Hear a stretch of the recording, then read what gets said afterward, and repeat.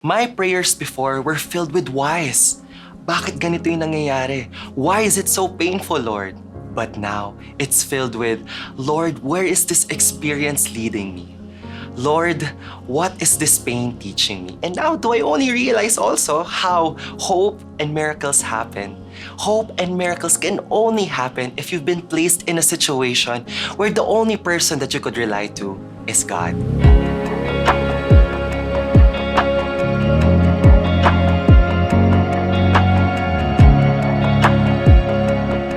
Day 27.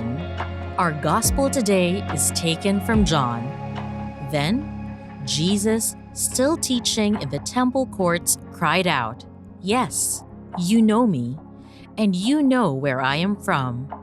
I am not here on my own authority, but he who sent me is true.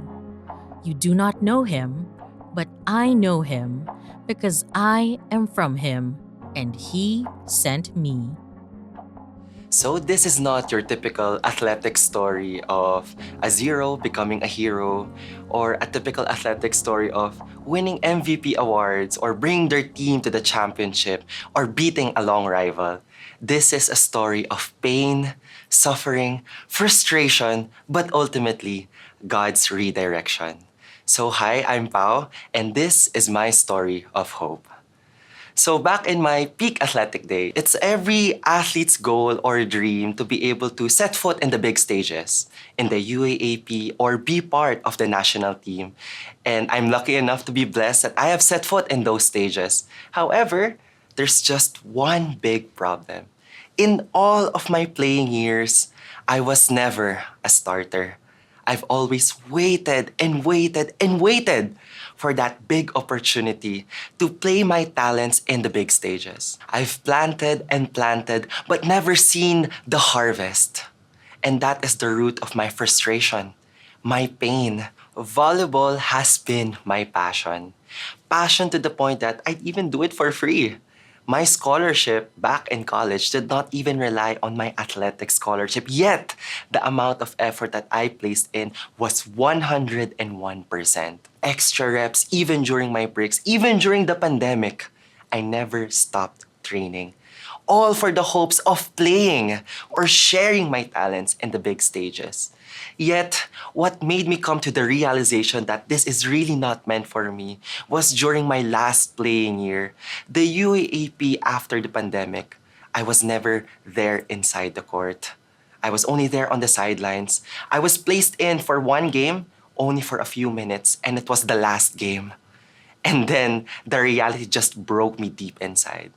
All of the efforts, all of the sacrifices that I placed in was all for nothing. I know I've sacrificed so much. I gave in extra reps. I even sacrificed or delayed my graduation or even my medical school years. It even affected my spiritual life, given that we would have games on a Sunday. That's why I had to let go of my servanthood in the feast. But then ultimately, as of the moment, I now do realize why I had to go through all of those trials. God really has molded me in every aspect of my life, that right now, I'm one of the potential leaders in my business. God has even blessed me with a full scholarship in medical school. And right now, I've also been given the chance to return to the feast and become part once again of the worship team. That's not because of me. That's all because of Him. My prayers before were filled with whys. Bakit ganito yung nangyayari? Why is it so painful, Lord? But now, it's filled with, Lord, where is this experience leading me? Lord, what is this pain teaching me? And now do I only realize also how hope and miracles happen. Hope and miracles can only happen if you've been placed in a situation where the only person that you could rely to is God. Hope shines the brightest in the darkest of times, in the darkest moments of our lives. That is why I urge you, to those athletes out there, or even to those who are actually striving for a dream. If that's your calling, go pursue it. Go strive for it. But then do remember that recognition is not the basis for all of the hard work and sacrifices that you put into your craft. And also for those who have been redirected, do know also that God ultimately can redirect you back to Him so that He can bless you in ways that you cannot imagine. So, in times of trial, in confusion, or in frustration, where all of the negativity is just getting into you and it's ringing loud into your ears, and in those moments where you feel like you can't hear God, do know that He's right there. He's whispering. And why is He whispering?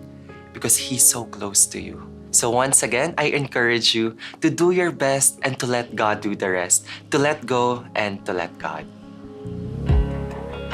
Dear Jesus, I surrender all my fears, believing that my success is coming. Thank you for your love for me. Help me to embrace your love and allow it to transform my life from the inside. Amen. Do you feel free to approach God daily and seek His wisdom and guidance, healing and mercy for your life? Discover books that will uplift your spirit and deepen your faith at feastbooks.ph.